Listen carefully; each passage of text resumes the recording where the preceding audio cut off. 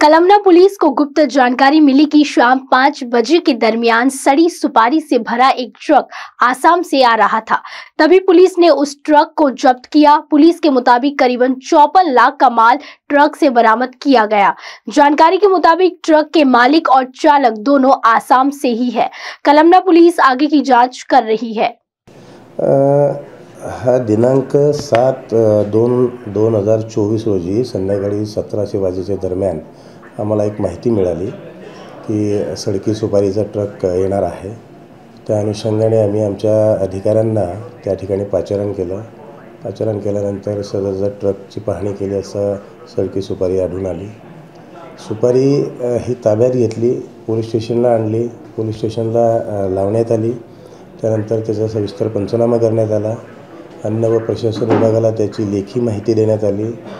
दुसऱ्या दिवशी food and drug inspector हेही पोलीस स्टेशनला आल्यानंतर त्यांना आम्ही हे सर्व ट्रकमधील सर्व सुपारी आणि सविस्तर पंचनामा करून त्यांच्या ताब्यात देण्यात आलं। त्यांनीही त्यांच्या स्तरावर कायदेशीर कारवाईच्या अनुषंगाने जप्ती पंचनामा केला। त्या सर्व ट्रकला सील केलं, मालाला सील केलं। त्यातून काही त्यांनी प्रयोगशाळेसाठी नमुना काढला आणि सर्व त्यांच्या स्तरावर कारवाई होत आहे। आता हा जो ट्रक आहे हा ट्रक आसामकडून आलेला होता। ट्रकचे चालक आणि मालक हे आसामचेच आहेत।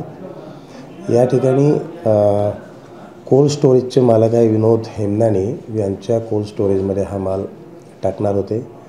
त्याच्यानंतर सुपारीचे जे मूळ मालक आहे ते मोहम्मद आफ्ताब मोतीवाल, 31 वर्ष, शांतीनगर, नागपूर असे आहेत। आणि ट्रक चालक मालक हे आसामचेच असल्यामुळे अन्न व सुरक्षा विभागाचे जे अधिकारी आहेत मानवटकर साहेब यांना सर्व डिटेल्स आम्ही सुपूर्द केलेले आहे। ट्रकमध्ये 250 बोरी आहेत, त्यामुळे 80 किलोची एक बोरी, याप्रमाणे 20,000 किलोचा पूर्ण माल आहे। अंदाजित किंमत त्यांची 54 लाख रुपये आपण लावलेली आहे।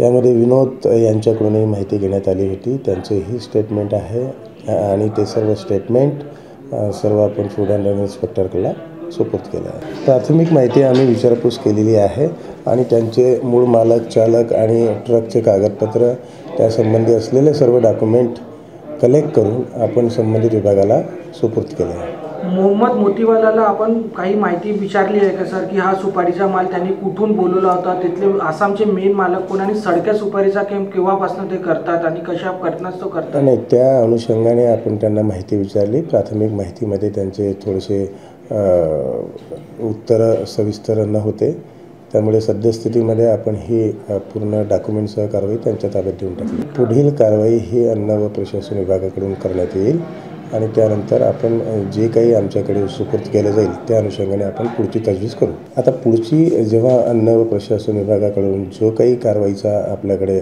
व्यवहार होईल, आदेश निघेल किंवा त्यांच्याकडून कोणी तक्रार आली, त्या अनुषंगाने आपण जे कायदेशीर कारवाई असेल ते आपण करू। आतापर्यंत सदरची कारवाई मध्ये आपण पंचनामा करून ते सडकी सुपारी जप्त करून संबंधित विभागाला पुढची कारवाई करण्याहेतू त्यांच्या सुपूर्द करण्यात आलेली आहे त्यांच्याकडे।